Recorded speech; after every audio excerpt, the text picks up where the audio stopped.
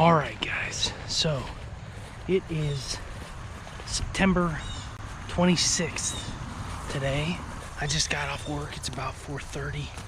I'm headed back into the back 40 property.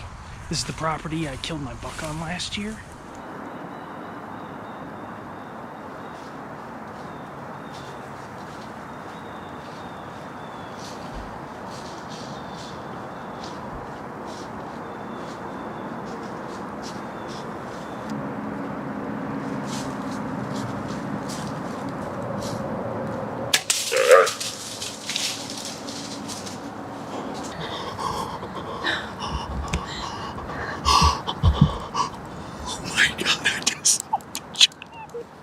Holy wow.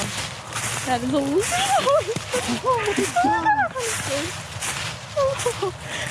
oh my god, he looks so crazy. You think he's dead? Yeah, he's dead. And I have had no luck with trail camera photos on this property this entire year. But I've only run 2 cameras back here all season. And I'm headed into a spot that's kind of gonna be more of like an observation sit, hopefully. Depending on what happens, this could turn into a hunt, you know, more of a buck hunt real quick, depending on what I run into sign-wise. But I'm headed into part of the farm where I've honestly never really hunted before. It's kind of a little overlooked spot. And when I mean overlooked, I mean overlooked by me. So I'm kind of excited to get in here today. It's been raining on and off for about 2 days now. It just kind of started to clear up, but I'm gonna get walking. I got a pretty long walk. I'm gonna do a big loop just because of the wind. So I got a west wind, and to get back in where I want to get in, I gotta make a big loop and be a little trickier than just walking straight to it. So I got a pretty good walk, and like I said, I've been in here once or twice during the off season. I've never been in here during deer season, so I have no clue what it's gonna look like. I scouted it, let's see, in February when I was doing some shed hunting, but besides that, never been in here, so it could be tore up. There was a lot of tracks and trails in here that I remember, but it could be a big bust too. So, and I'm not sure where I'm gonna hunt or where I'm gonna put my tree, so this is gonna be a kind of a recon mission. And yeah, I'm excited to see what happens, so stay tuned.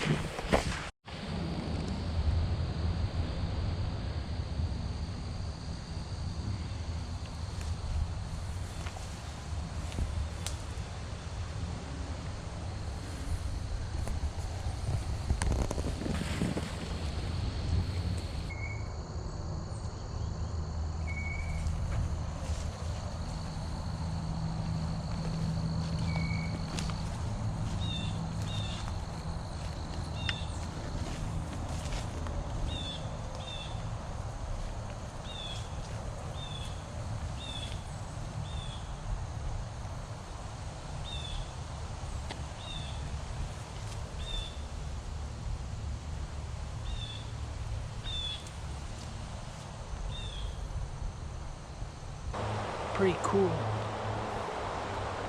little spot.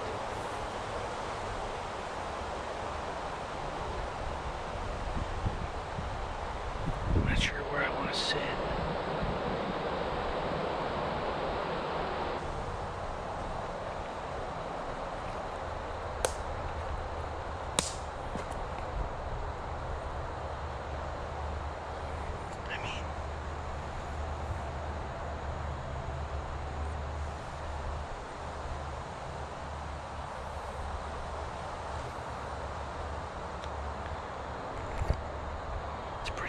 Trail. In the past, a lot of these bucks bed, there's a big swamp out here. There's a whole bunch of trails coming out into this little open woods transitioning into this really thick stuff, which goes out to, looks like a big clover field that I walked through. So I'm almost thinking somewhere in here is the spot. I'm not sure where. I kind of want to get up high and be able to see out across that swamp too. Man, this is cool. Tore up in here.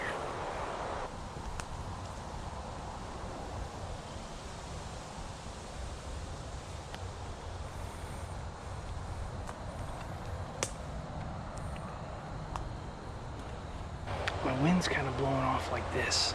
I got two really good trails with some fresh tracks coming out here. It's getting to the point now where like I came in here hoping to find some buck sign. Haven't found any buck sign, so I'm gonna set up on some doe sign and maybe kill a doe. Looks like we got some rain coming in too, so I'm gonna hurry up and get set up. Hopefully it misses us. But I like this tree right here. I'm just gonna get 3 sticks high up in that crotch and be able to shoot down through here. And if anything does come this way and somehow it doesn't bust me, I'll be able to shoot down through here. So let's do it.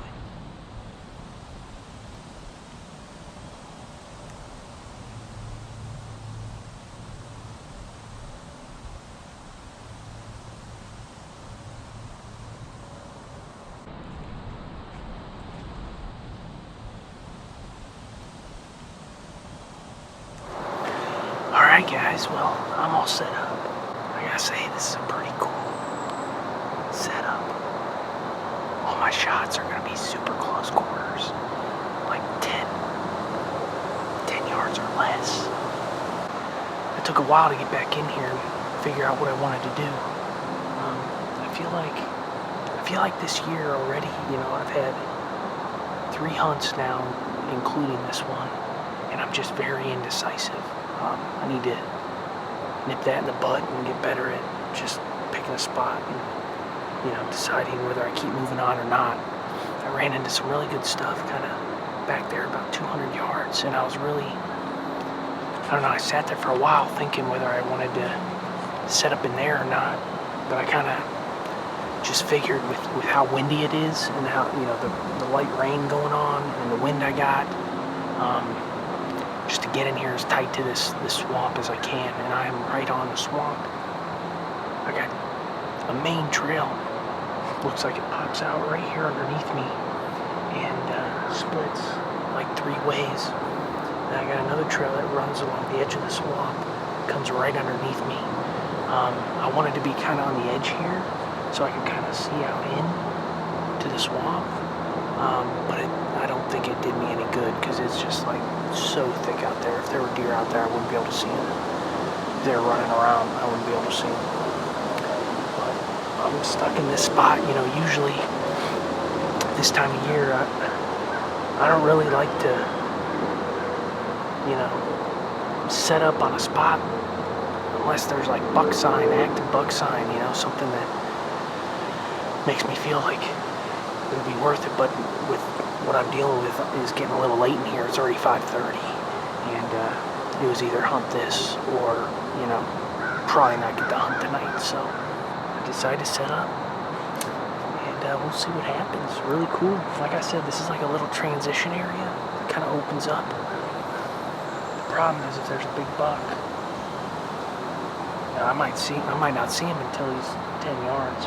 I got my bow set up perfect here though, so if he does walk out right kind of here's my shooting lane, and if he does step out right in here, I'll be able to just grab my bow and draw back. So hopefully that works out. Yeah, I'll probably shoot a doe tonight too, if one of them decides to stroll through, so we'll see. But stay tuned, I'm pretty excited.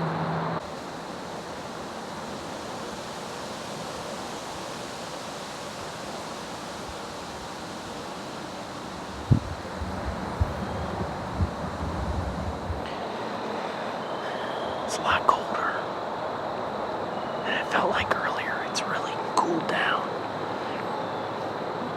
All I have on is this really light garment and a vest. It's a little chilly.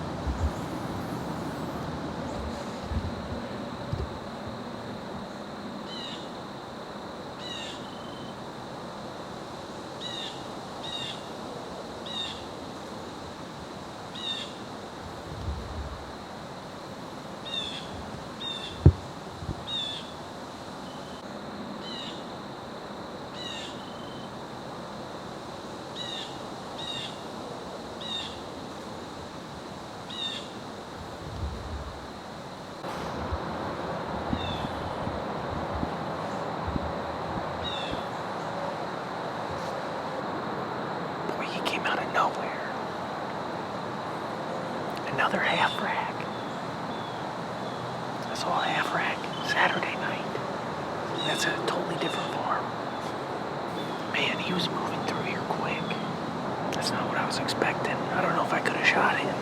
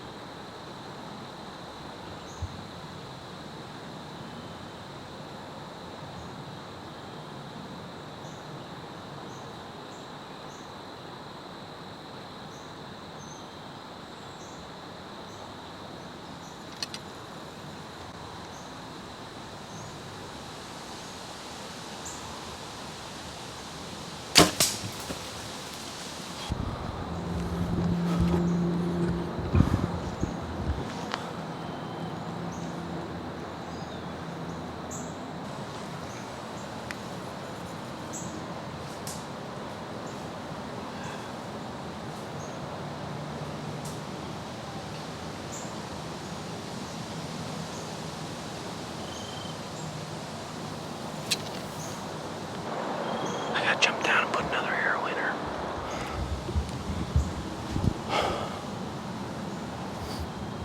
Oh, I got a second arrow in her and I put her down. She's dead now. Oh my God. I need a second here. My first shot was high and it hit her in the spine, it looked like, and just dropped her. Man, I hate that.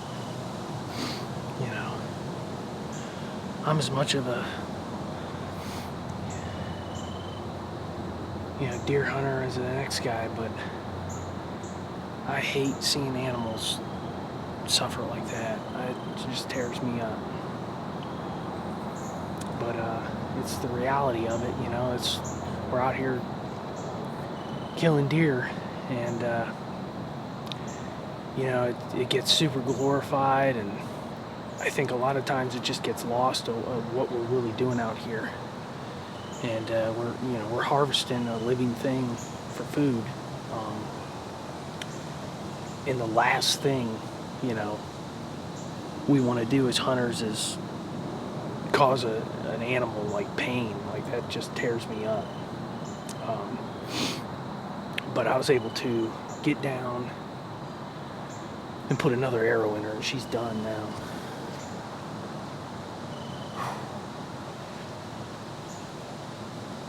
Whew. Boy, they came out of nowhere. I literally, about 35, 40 minutes ago, I had a buck come through. The next thing I know, and I look to the left, and there's a doe walking. I mean, she was like hiding behind this tree right here, and walks right up into here, and she was milling around in here, and then I look back, and there's two more coming. And this one's by far the biggest deer. I mean, she's a big doe. So that's pretty cool. On the board. That's good. Oh, I do it every time. I forgot to turn my freaking GoPro on. Every time I forget to turn it on. It's all right.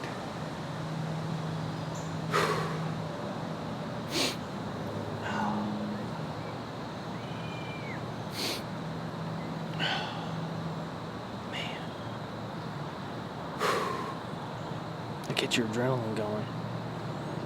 I'll tell you what. I feel like my heart's gonna pop out of my chest. And I climbed down out of the stand.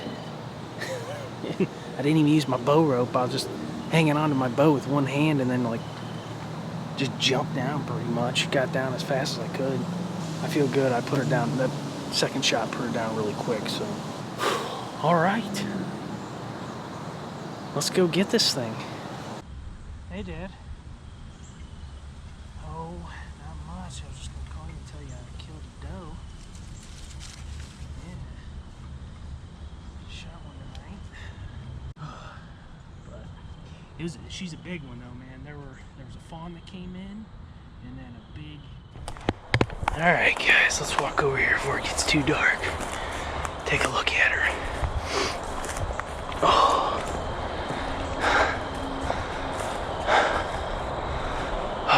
Yeah, I hit her high, all right. I hit her really high. Jeez. All right, guys, here she is. That's where my shot went in. It was definitely high. My second shot, she was laying on her side. I put it right through the middle of her body and right there. She expired pretty quick, but man.